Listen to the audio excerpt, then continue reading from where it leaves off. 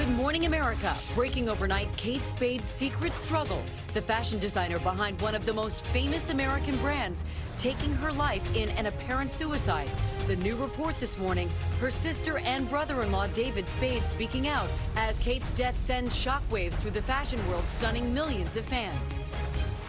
Breaking news, results from the biggest primaries of the year still coming in. What they could mean for President Trump as he faces that fallout with the NFL, hosting a patriotic party at the White House after disinviting the Eagles. And who is this man protesting, taking a knee on the lawn during the national anthem? The young mother at the center of this beach brawl. No! Put my hair, get off me, you're choking me! Punched by an officer in this incident caught on camera. Now telling her side of the story right here on GMA. Stunning confession. The never-before-heard audio tape, what former teen idol David Cassidy revealed just before his death about his drinking and dementia. It's the final countdown. And Superstars Showdown. Steph Curry, LeBron James just hours away from their finals face-off. And what King James just revealed about this viral moment. Damn cameras. After that epic fail that may have cost the Cavs the game. Live in Times Square, this is GMA with Robin Roberts, George Stephanopoulos, and Michael Strahan. Good morning, America. LeBron James still smiling. The big question, can the Cavs come back? Yeah, he's smiling right now, George. He wasn't smiling on that day. And there are so many people who are wondering, will this be LeBron's last series with the Cleveland Cavaliers? Because he will be a free agent after this season. Ooh, and so there's a lot of anticipation about what he may do. And of course, for tonight's game as well. And we're going to have a lot more on that coming up. But first, we begin with that breaking news from overnight. New details about one of the most famous designers, Kate Spade's death, stunning the fashion world and the millions who loved her classic American brand. Her name is one everyone knows. So many fans, from celebrities to presidents' daughters, shared their tributes this morning. ABC's Eva Pilgrim is outside one of Kate Spade's stores here in New York with the latest. Good morning, Eva. Good morning, Michael. Shock and sadness. Kate Spade wasn't just a fashion designer. She embodied the brand that carried her name. She started off as a fashion editor at a magazine. Bored with the bags that were out there, she decided to start making her own. She was a household name. Kate Spade's unexpected death sending shockwaves into the fashion community this morning. It appears at this point in time to be a tragic case of apparent suicide, but it is early in the investigation. There was a suicide note left at the scene. Police say the 55-year-old was found by a housekeeper in her Park Avenue home and that she hanged herself in her bedroom, leaving behind her husband and business partner Andy and a 13-year-old daughter. A spokesperson for her family saying, "We are all devastated. We loved Kate dearly and will miss her terribly." And now reports Spade's death could be the result of a years-long internal battle. Her older sister, Retta Sappho, telling the Kansas City Star over email, Spade's death was, quote, not unexpected, with the newspaper saying she told them the designer suffered debilitating mental illness for the last 3 or 4 years. The Star also reporting Spade's sister said she was fascinated with actor Robin Williams' suicide back in 2014, writing, "We were freaked out, but she kept watching it and watching it over and over." The Kansas City native launched her iconic brand in 1993 with Andy Spade, who later became her husband. I knew that I wanted to start a business, and he said, handbags, you love handbags. Her namesake company calling her a visionary and saying they honor all the beauty she brought into this world.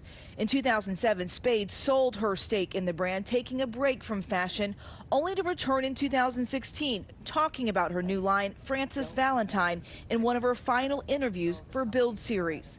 We sold Kate Spade, and I took off a good 9 years raising my daughter, and absolutely adored every moment of it. As news of Spade's death spread, celebrities and fans reacting. Ivanka Trump tweeting, "Kate Spade's tragic passing is a painful reminder that we never truly know another's pain or the burden they carry.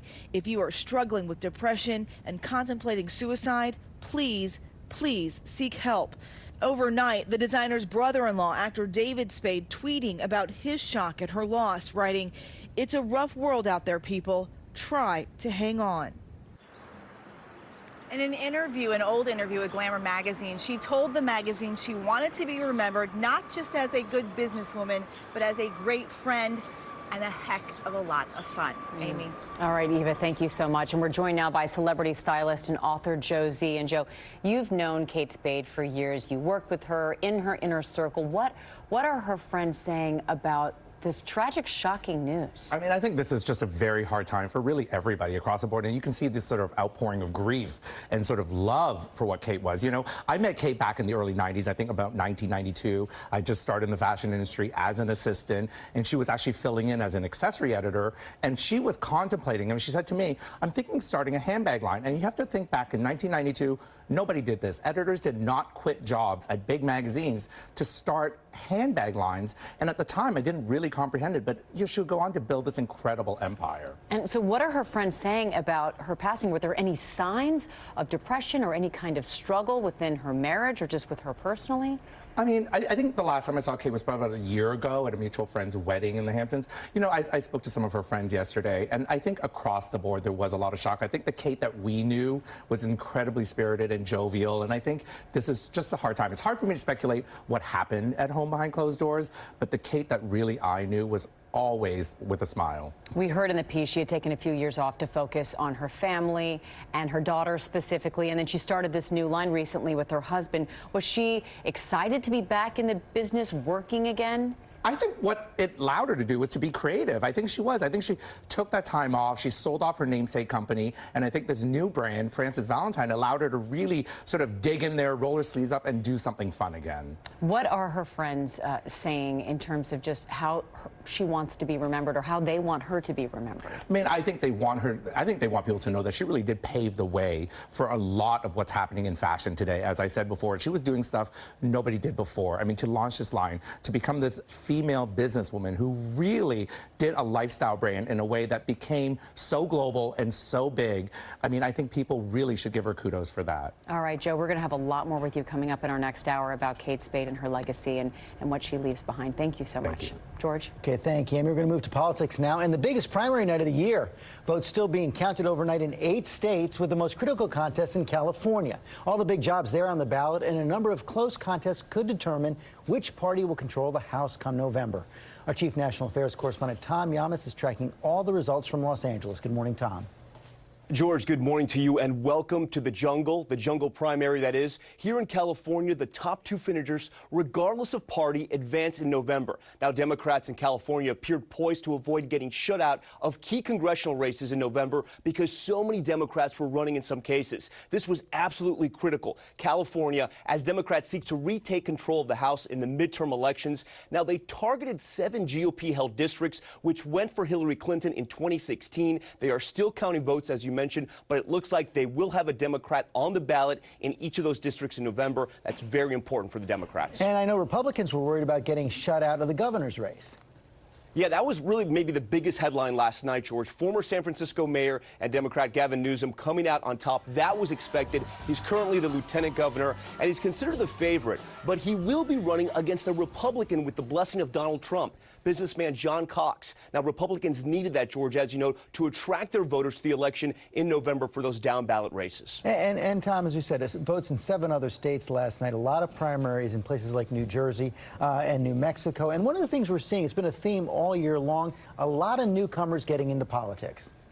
Lots of outsiders. In New Mexico, Democrat Deb Haaland will try to be the first Native American woman to serve in Congress. She won her primary and has a really good shot at winning in November. And in New Jersey, though, Senator Menendez survived his primary. This was another big headline, but he barely broke 60%, George. A clear sign he's lost some support after that corruption trial where a jury couldn't reach a decision. Okay, Tom Yamas, thanks very much. Now we're going to move on to the White House. Contentious day yesterday. We're going to see President Trump there singing the national anthem at what he called a celebration of America to replace the celebration of Super Bowl champs Philadelphia Eagles that he canceled. Our senior White House correspondent Cecilia Vega is at the White House. And Cecilia, the White House facing some backlash over that event, but not backing down one bit. No, they're certainly not. In fact, they say the Eagles were playing a political stunt with this one, George. They say this is all about patriotism and the national anthem, but not one Eagles player took a knee during the national anthem last season. Underdogs no more. Instead of a celebration for the Super Bowl champion Philadelphia Eagles, the White House called it a celebration of America. There was patriotic music. The president sang the national anthem. Never once mentioning by name the team he abruptly disinvited hours earlier. We love our country, we respect our flag, and we always proudly stand for the national anthem. We always will stand for the national anthem. The heated debate playing out even on the White House lawn, where one man took a knee in protest. Press Secretary Sarah Sanders accused the Eagles of playing politics. The Eagles are the ones that tried to change their commitment at the 11th hour, and the president frankly thinks that the fans deserve better than that. Are you saying the president bears zero responsibility in this cancellation? This is a president who called NFL players SOBs, who implied that some players who don't stand for the national anthem do not belong in this country. They made that change at the last minute, not the president. He's the one that has been completely consistent in his viewpoint when it comes to this. Now, some of basketball's biggest stars are making their views known too. I know no matter who wins this series, no one wants to invite anyway, so it won't be Golden State or Cleveland going. I agree with Brian. Yeah, and Eagles players are speaking out now as well. Safety Malcolm Jenkins taking this one directly to the White House. He says, quote, the decision was made to lie and paint the picture that these players are anti-America, anti-flag, and anti-military. George, these players will also be speaking to reporters later today. This controversy is not over yet. Not even close. And Cecilia, meantime, late yesterday at the White House, we learned that aide Kelly Sadler, who made the offensive comment about Senator John McCain, is now out. Yeah, well, this comment was about a month ago. You remember it made so many headlines, that crass joke behind closed doors in a meeting here when she said that he is dying anyway. Of course, Senator McCain is being treated for brain cancer. You know, the White House for so long refused to apologize for these remarks, and they came under fire for seeming to really be more upset that these comments leaked out rather than the statement themselves. Well, they released a statement overnight saying that Sadler is no longer employed in the executive office of the president. George, we don't know, though, whether she was fired or if she's out on her own. Okay, we will try to find out. Cecilia Vega, thanks very much. Amy? All right, George, now to the preparations underway for President Trump's summit with North Korean dictator Kim Jong-un. Just 6 days until they meet in Singapore, and new images this morning showing the scramble to get everything ready. Our chief foreign correspondent, Terry Moran, has all the latest on that. Good morning, Terry. Good morning, Amy. And today in Singapore, they are scrambling to complete the preparations for this historic summit. There's a lot to do. They're slapping a new coat of paint on the Capella Hotel. That's where President Trump and Kim Jong-un will meet, the White House announced. It's on a resort island, Sentosa Island, about 5 miles from downtown Singapore, a former pirate's haunt, but it makes good sense from a security standpoint, easier to defend and control access. And there is a ton of security already in place. This is going to be a lockdown summit. High stakes involved, and Kim Jong-un is known to be super security conscious. Finally, there's a lot of talk that NBA Hall of Famer and unlikely Kim Jong-un best buddy Dennis Rodman will be at this summit. He might even participate. Now, we haven't confirmed that yet, but somehow, Amy, in this day and age, it just makes perfect sense. I see what you're saying, Terry. Thank you very much. And George, you'll be anchoring the coverage of the summit, so we'll have much more on that. Heading out Friday, we'll start with This Week on Sunday morning, straight through the summit on Wednesday. Michael? All right, thank you. When I talked to Dennis Rodman a year or so ago, he invited me. Maybe I should go. All right, now to the volcano of fire exploding again in Guatemala, sending searing hot volcanic material down the mountain and ash thousands of feet into the air. Towns like this completely covered. More than 3,000 people have already been evacuated, and now authorities are ordering more people to leave. ABC's Victor Oquendo is in Guatemala with the very latest. Good morning to you, Victor. Good morning, Michael. We were there watching rescue teams suiting up and heading into one of the hardest hit towns, only to have to evacuate themselves when that volcano erupted again without warning. That combination of toxic gas, ash, and lava material spewing out of the volcano once again, nearby towns evacuating, nobody taking any chances after Sunday's eruption, which caused so much destruction. Let's show you what the town of El Rodeo looked like from our drone. very close to the volcano. The place is just devastated. Ash covers virtually everything in sight, a very gray and grim scene. It's there where so many families lost loved ones. The death toll right now stands at 75, but that number is expected to grow. 192 people right now confirmed missing. And before Tuesday's eruption, Guatemalan officials had told us they were already planning on having a meeting to discuss how much longer they'd continue the search for survivors, now saying it's unlikely they'll find anyone else alive. Michael? All right, thank you so much for that, Victor. Amy? All right, well, now to something you don't see every day. A runaway armored vehicle spotted on the interstate in Virginia last night, zipping through the streets about 40 miles per hour with police close behind. Look at that. Several people capturing video of this very unusual incident. The driver was eventually stopped and surrendered without incident. Police say he is a military soldier. And all we know right now is that the incident is still under investigation. The good news, no one was injured. Wow. Yeah. No one was injured. Thank goodness for that. And tonight, big showdown. Cavaliers, Warriors, they're getting ready for Game 3 of the NBA Finals. And the Cavs, they have a lot to prove because the Warriors are up 2 games to nothing. But with the series shifting back to Cleveland, LeBron James and his team are hoping for a home court win. ABC's TJ Holmes, he is there inside Quicken Loans Arena. Good morning, TJ. Strahan, good morning, and do not call it a Jumbotron. The folks here in Cleveland will correct you quickly. It's called Humongotron. That's its name. Yes, and it has its own Twitter account. It's one of the largest scoreboards in the country. It's about the size of a 5 or 6 bedroom house in Atlanta, to be honest with you. But if Cleveland doesn't win this game tonight, they're going to be hitting the off switch on Humongotron a little earlier in the season than they hoped. Here we are once again, straight down 2-0. Cleveland comes back for the 3rd straight year, comes back home in the NBA Finals down 2-0. Now get this, last year they lost Game 3, went on to lose the championship. The year before, they won Game 3 and went on to win the championship. So Strahan, as we know, a lot, and maybe even the series itself on the line tonight. And TJ, something that the fans don't want to think about, this could be LeBron's one of the last few games in a Cavs uniform. Yeah, don't want to think about it, but you just gave him something to think about this morning, right? Yes, this could be. People don't want to think about it, but we could be seeing LeBron James play his last couple of games in Cleveland. That is because he can opt out of his contract at the end of this year, and a lot of speculation about him wanting to leave Cleveland once again and where he might go. We could talk about that later, but a lot of talk about his relationship with Dan Gilbert, which goes back to when he first left Cleveland the first time around, just how strained that relationship became. So all eyes, again, that's a storyline certainly that we could be seeing his last couple games in Cleveland, guys. Another storyline, TJ, is that video, that response to the video from the classic Game 1 blunder. What did LeBron have to say about that? He said he hasn't seen it yet, but if you haven't, look at this, folks. You see him just dejected. He was on the bench. He found out they had a timeout at the end, right, of the game. They could have called timeout. And when he got the response from his coach that we had a timeout, he just was dejected. He couldn't talk to his teammates. This went viral. But the guy's giving it his all, and you see how it hurt when he found out that they had a chance maybe with the timeout. Definitely always gives it his all, just as you do, TJ. Enjoy the Humongotron, my friend. And broadcasting in style this morning. Look at that jacket for TJ. I want to go to Ginger now. Severe weather in the south. Yeah, see, now I can use the LeBron and just show you off the hail. Like, man, right? I'm like a meme now.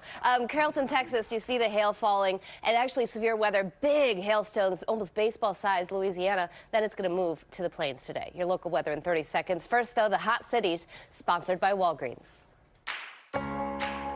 Stretched, smooth, scarred, soaked. The sun does not care, but we do. Walgreens beauty consultants are specially trained to know what works for the health of your unique skin. Walgreens, trusted since 1901. Now, all sun care products are buy one, get one 50% off. Temperatures starting out very cool this morning in the 50s. Many neighborhoods will hit the mid-60s by lunchtime today. Now, there will be most of our sunshine coming early today. Some clouds later. That high to 72 degrees around 3, 4 o'clock. Looking mainly dry. Your next chance of rain Saturday during the afternoon and evening. Could see some heavy-duty storms bringing maybe an inch of rain to some areas north and west. 87 still a little sticky. Then we're 82 on Sunday. The higher temperatures back mid-part of next week. Coming up, the young mother seen in this video tackled by police officers, punched in the head. Well, she is here now telling her side of the story. Over the last 24 hours, you've finished preparing.